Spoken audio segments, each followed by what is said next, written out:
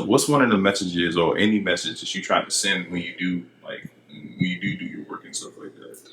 When I do my paintings, the main message I'm trying to send is no matter how gray or black and white life might feel, there's a lot more color, a lot more detail, a lot more to life that you have to look into.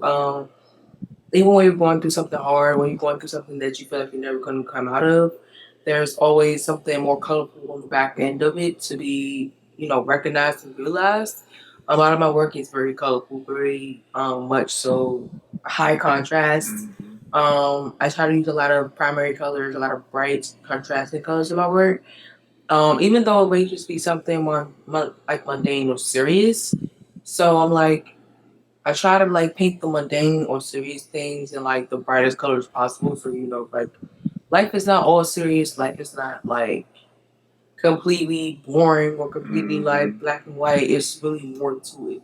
So a lot of my work is inspired like by my mental health and how we have anxiety or PTSD or depression. Everything can feel black and white, but it's really not.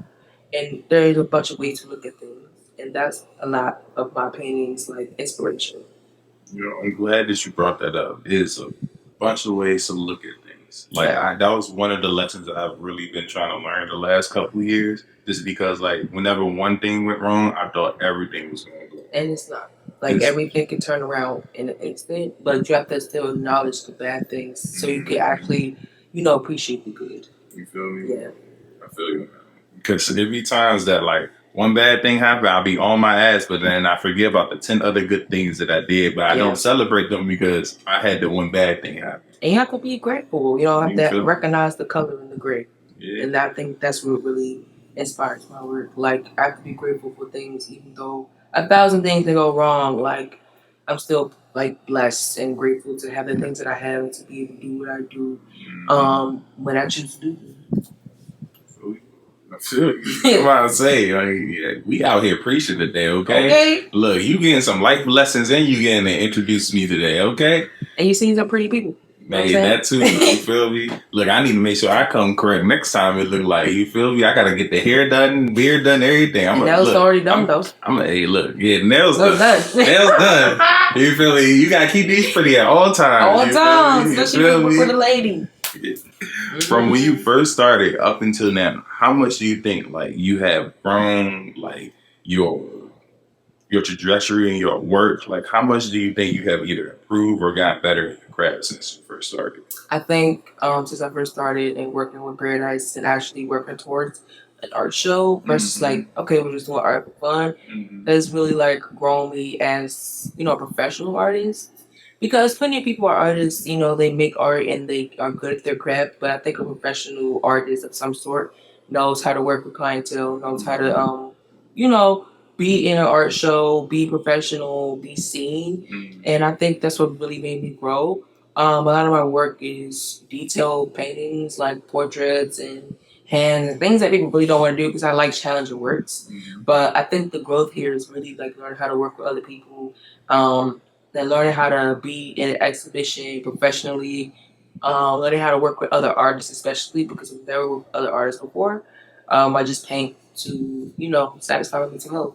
So this was really like an experience where I learned a lot about how exhibition works, working with other artists in an exhibition. Exhibition. Yeah. It's okay. You both can't talk.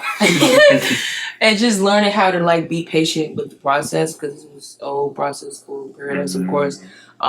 So it was a lot to learn through observation, but a lot to learn through experience with an exhibition. Yeah. And I feel like a lot of people forget about the business side. They focus so much on their craft that I got my craft perfect that you forget, it's also a selling portion too. Yeah. You also got to be able to sell yourself. And or just have a clientele in general. You know what I'm saying?